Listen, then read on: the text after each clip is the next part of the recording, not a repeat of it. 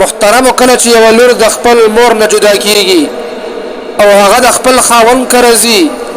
نو په دغه وخت کې ورته مور سره صحت کوي و ای زما لورې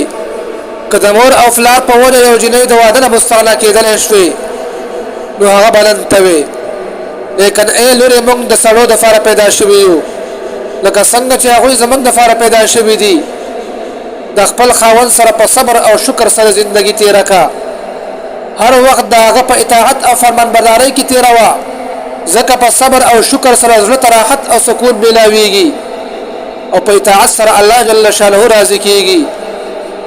د هغه د خوراک اوقات معلوم کا او چې کله هغه اوده کېدل غواړي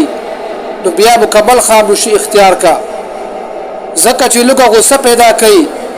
او آرام کې خلل اندازي د نفرت او د عداوت سبب وي د خپل خاوند د کور د مال او د اهل عیال حفاظت کوه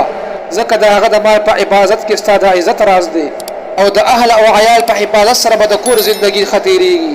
او ګوره ای لورې د خپل خاوند راز فحش نه کړي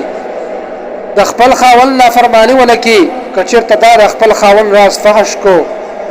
نو د هغې د بې وفایۍ نه به ته په عمل نه شي او که چېرته تا د خپل خاوند نافرماني وکړله د هغې په زړه کې به غصه او نفرت پیدا شي او چې کله ستا خاوند خفه نو د هغې مخې ته د خوشحالۍ اظهار مه کوه چې کله هغه خوشحاله وي د هغې مخې ته ژړا مه کوه او په کور کې د ټولو نه زیات مینه محبت او عزت د خپل خاوند کوه چې څومره زیات موافقت ته د هغه کې نو هغومره ستا هم کوي او یقین وساته چې حقیقي خوشحالي به تا ته هله میلاویږي